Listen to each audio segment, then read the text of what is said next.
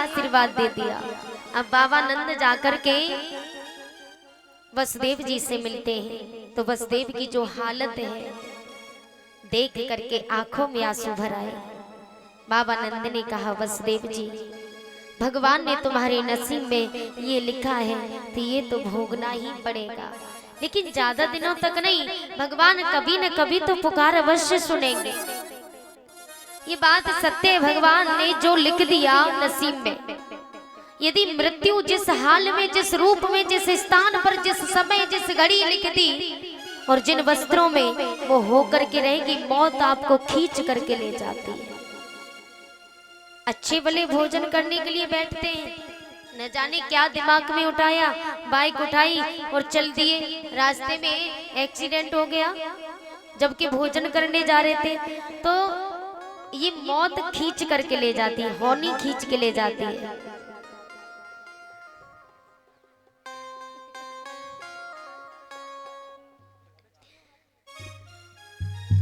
कहने का भाभी तुम्हारे ऊपर नहीं कह रहे, जाओ मत, हम तो सिर्फ बता रहे हैं कि जहाँ मौत होती है, जहाँ होनी होती है, वहाँ खींच के ले जाएगी। अच्छे भले हो और न जाने दिमाग में क्या उठाया, उठ जाता है, एकदम खींचे चले जाते हैं। एक बार यमराज जी यमलोक के दरवाजे पर, यमराज और पंछियों के राजा गरुड़ देव दोनों यमलोक के दरवाजे पर बैठे थे। एक वृक्ष की डाल पर एक कबूतरी और एक कबूतर दोनों अपने बच्चों को दाना खिला रहे थे। यमराज ने कबूतर कबूतरी के जोड़े को देखा तो जोर जोर से हंसने लगे और अंदर चले गए। तो कबूतर कबूतरी रोने लगे। कबूतर कबूतरी को रोता हुआ देख करके पक्षियों के राजा गरुड़ देव जाके पहुंचे। बोले, क्या बात है? कबूतर कबूतरी ने गरुड़ देव से कहा कि लगता है कि अब हमारे प्राण संकट में है। बोले, क्यों? हम दोनों जब अभी अभी यहाँ बैठे तो यमराज हम दोनों को देख करके बहुत जोर जोर से हंसे और अंदर चले गए। इसका मतलब ये है कि हमारे प्राण संकट में है। गरुड़ देव ने कहा, हमारे होते हुए कुछ नहीं होगा। बोले, मेरे होते हुए मौत तुम्हें कदापि नहीं आ सकती। तो गरुड़ देव ने कबूतर कबूतरी को अपने पीठ पर बिठाया और पीठ पर बिठाल करके उस जगह ले गए जहां पर एक पर्वत है जिसे लोकालोक पर्वत कहते हैं, जहां सूर्य की एक किरण तक नहीं पहुंचती। लोकालोक पर्वत पर लेकर के गए और वहां जाकर के कबूतर कबूतरी को छोड़ दिया। आकर के यमलोक के दरवाजे पर बैठ गए गरुड़ देव। जब यमलोक के दरवाजे पर बैठे तो यमराज जी थोड़ी देर बाद महाराज निकल करके आए बाहर।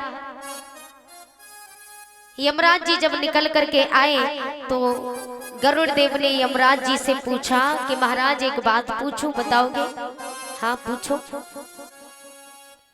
पूछने लगे, ये बताओ अभी अभी जो कबूतर कबूतरी का जो जोड़ा बैठा हुआ था, आप उस जोड़े को देख करके जोर जोर से हंसे और अंदर चले गए, ऐसा क्यों? तो यमराज ने कहा, जानना चाहते हो क्यों?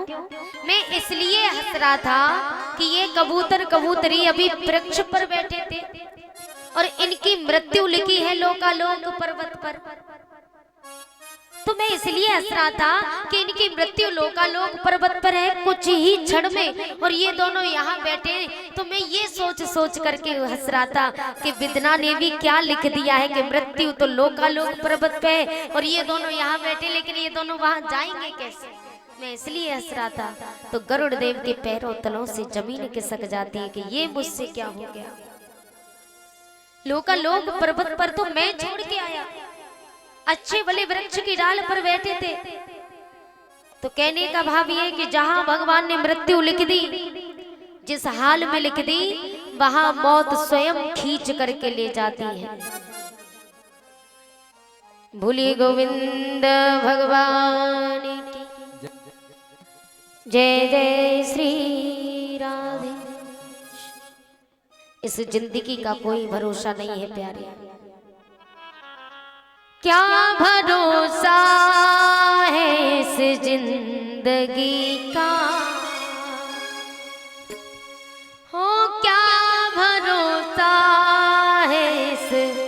जिंदगी का साथ देती नहीं है किसी का, क्या भरोसा है इस जिंदगी का, क्या भरोसा है इस जिंदगी का, साथ देती नहीं है किसी का, क्या भरोसा है इस जिंदगी का।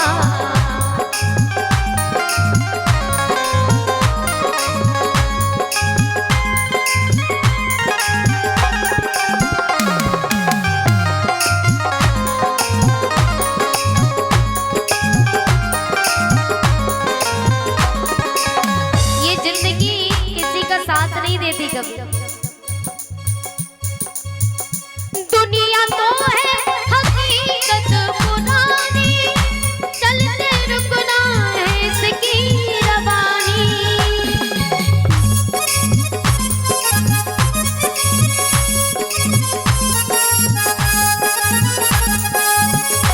दुनिया की है हकीकत पुरानी, चलते रुकना है इसकी रवानी। ओ फर्ज पूरा करो बंदगी का, फर्ज पूरा करो बंदगी का, साथ देती नहीं है किसी का, क्या भरोसा है इस जिंदगी का, क्या भरोसा है इस जिंदगी का, साथ देती नहीं है किसी का, क्या भरोसा है इस जिंदगी का।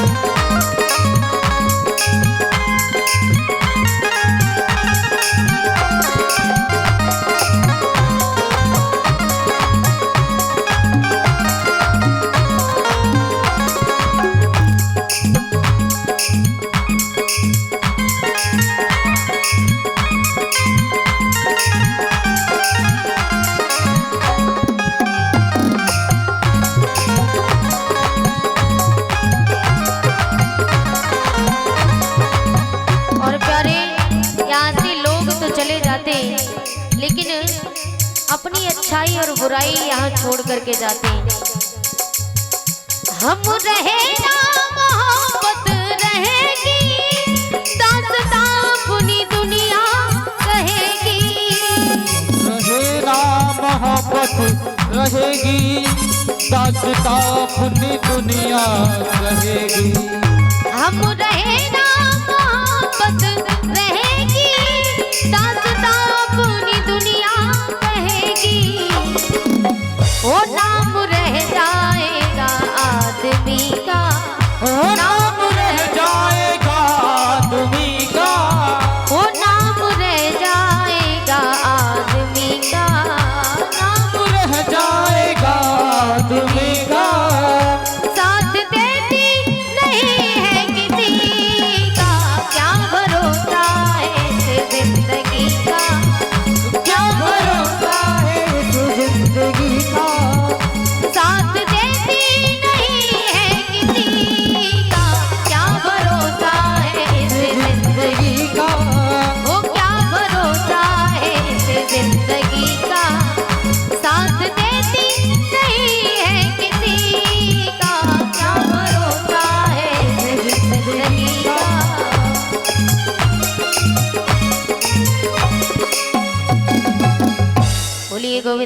भगवान की जय जय श्री राधे श्याम। का और कब आ जाए, यही बात नंद बाबा वसुदेव जी को समझाते। तो नंद बाबा वहां से गोकुल नगरी को आते, कंस को चिंता होने लगी। कंस चिंता में पड़ गया कि मेरा काल धीरे धीरे बड़ा होता जा रहा है। और देखिए, मुझे सुनने को मिला था, कुछ लोग कह रहे थे कि व्यास जी ने हरिश्चंद्र की कथा नहीं कही, जो काफी लोगों ने मुझसे कहा था आज। और हमारे एक बाबा जी और कह रहे थे कि व्यास जी ने हरिश्चंद्र की कथा नहीं कही। तो मैं कहना चाहूंगी कि देखिए, इस भागवत के अंदर, ये जो भागवत है, भागवत के अंदर हरिश्चंद्र की कथा का कहीं आख्यान है ही नहीं। पूरी भागवत के अंदर आप ना मानो तो खोल के देख लीजिए। हाँ, हरिश्चंद्र की कथा वो लोग कहते हैं जिनके पास कथा नहीं होती, जिनका समय पास नहीं होता, कथा बोलने को है नहीं, वो लोग हरिश्चंद्र की कथा कहते हैं व्यास गद्दी पर बैठ करके। लेकिन सच बात तो यह है कि भागवत के, पूरी भागवत के अंदर 2 खंड होते हैं। पूरी भागवत के अंदर महाराज हरिश्चंद्र की कथा कहीं है ही नहीं, इसकी लिखित कहीं है ही नहीं, आप देख सकते हो। लेकिन रामायण में जरूर 9वें अध्याय में देख लेना, रामायण में 9वें अध्याय में, और उसमें 9 ही स्कंद हैं। 9वें अध्याय में 9 ही स्कंद हैं। तो उसमें जो भगवान की वंशावली है, वंशावली में जरूर नाम आया है कि फलाने के राजा त्रिशंकु हुए, त्रिशंकु के हरिश्चंद्र हुए, हरिश्चंद्र के रोहितास हुए। इस तरीके से वंशावली में केवल नाम आया है, लेकिन हरिश्चंद्र की कथा पूरी भागवत में नहीं है, पूरी भागवत के अंदर नहीं है। इसलिए मैं हरिश्चंद्र की कथा नहीं कहती। जितने भी बड़े बड़े व्यास हैं, वो कोई भी हरिश्चंद्र की कथा कहेगा ही नहीं, कोई कहता ही नहीं है। इसलिए मैंने हरिश्चंद्र की कथा नहीं कही।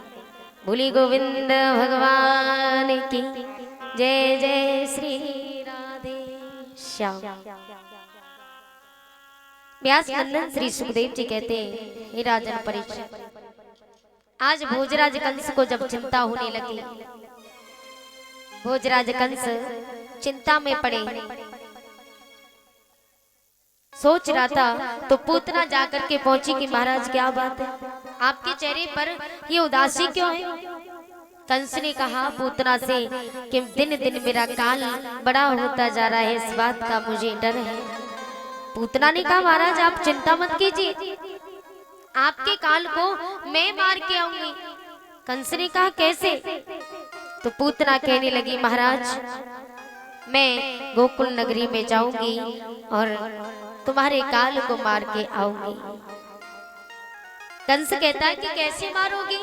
तो पूतना बोली ताम केस बंद त्यति शक्ति मल्लिका बृहन्नितंब स्तन वृक्ष मध्यमा।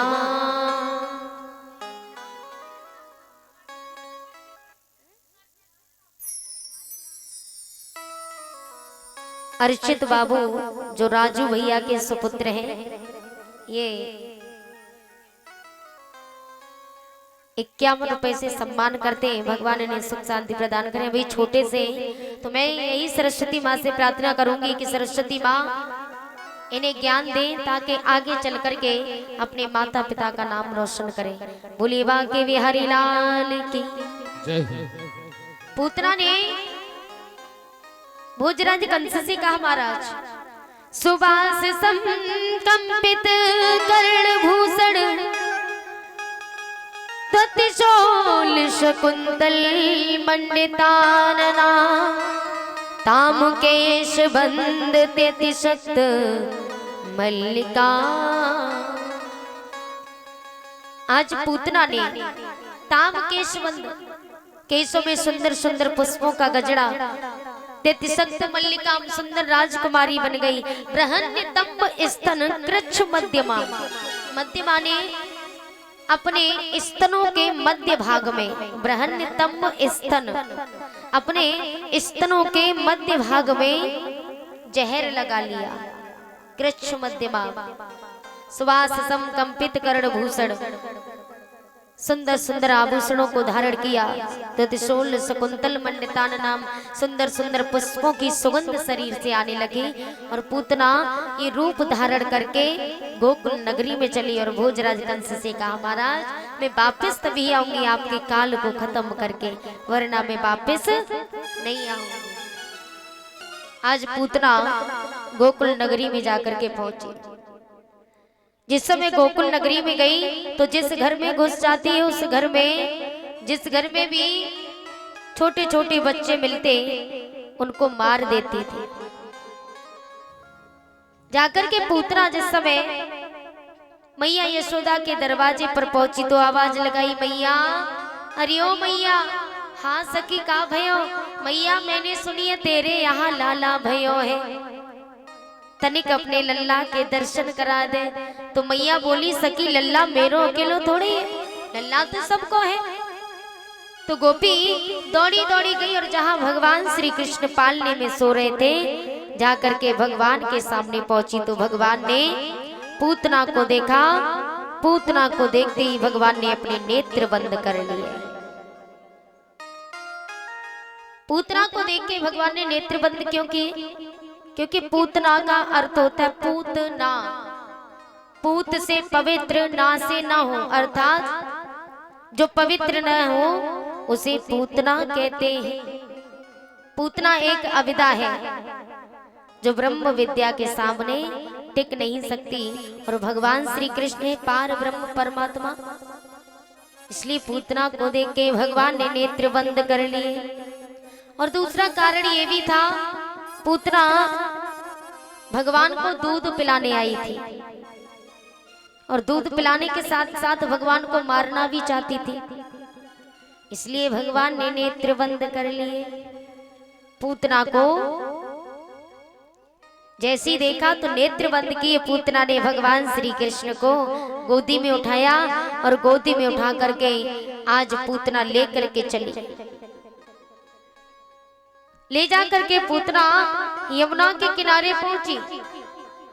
यमुना के किनारे जाकर के पूतना ने भगवान को अपने स्तनों का दुग्ध पिलाना प्रारंभ कर दिया। जिस समय पूतना अपने स्तनों का दुग्ध पिलाती है तो उसी समय आज भगवान श्री कृष्ण भगवान शिव शंकर को याद करते कि प्रभु मैं भी छोटा सा बालक हूँ, मैं ये जहर सहन नहीं कर सकता, तो भगवान जहर जहर आप पान कर लेना, दुग्ध दुग्ध मैं पान कर लूंगा।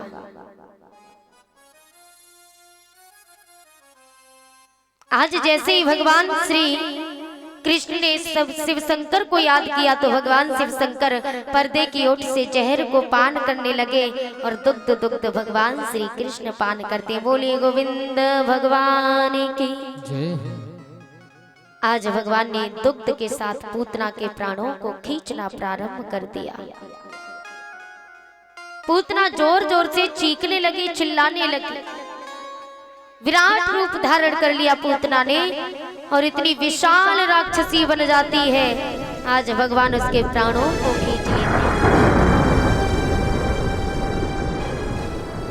आज यमुना के किनारे भगवान उसके सीने पर लौट रहे हैं।